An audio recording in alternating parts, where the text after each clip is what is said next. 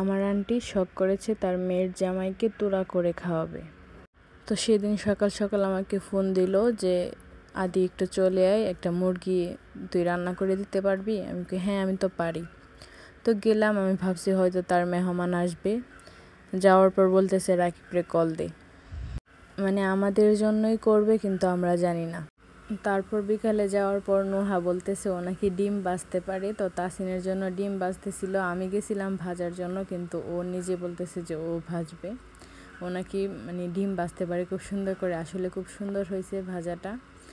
তো তাসিনরে খাওয়ালাম, আন্টি কি জানি কাজ করতেছিল, আমি তাসিনরে খাওয়াই দিলাম। খাওয়া দাওয়া শেষ করে তোড়া বানানো শুরু করে দিলাম। আগে মুরগিটাকে আমি টুকরো করে কেটে নিচ্ছি, কারণ না হলে ভালো করে যদি এভাবে না কাটি ভিতরে কোনো মশলাই যায় না।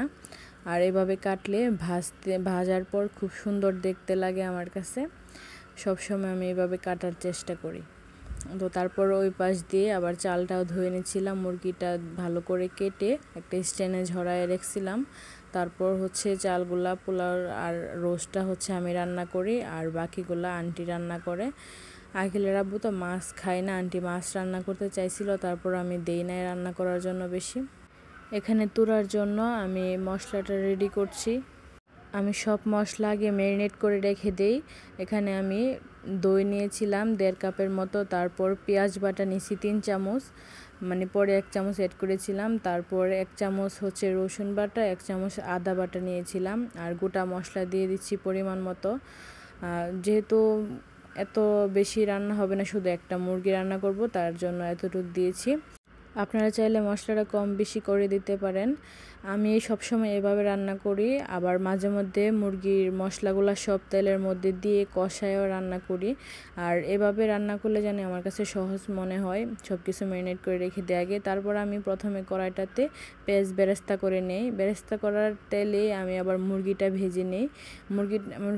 সম্পূর্ণ ভিডিওটা করতে পারি নাই, আকিল কান্না করছিল মোবাইল দেখার জন্য, নিয়ে গেছিলো।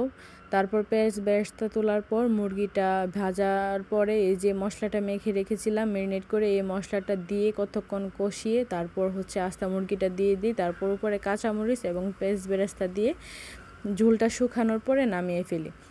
রোস্ট রান্না করে একদম সহজ, মানে আমার কাছে সব থেকে সহজ মনে হয় রোস্ট আর পোলাও রান্না করা। আর আকিলের আব্বুর সবচেয়ে পছন্দের খাবার হচ্ছে রোস্ট আর পোলাও।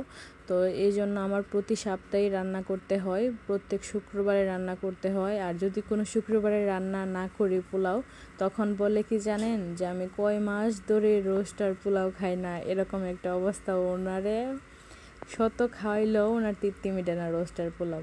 তারপর আমি ডেকোরেশন করে নিচ্ছিলাম, একটু সাজায় দিতেছিলাম, যেহেতু জামাই খাবে আমার আঙ্কেল, আর হচ্ছে মানে আমার আন্টির খুব শখ আমার হাজব্যান্ডে এভাবে খাওয়াবে তোড়া করে।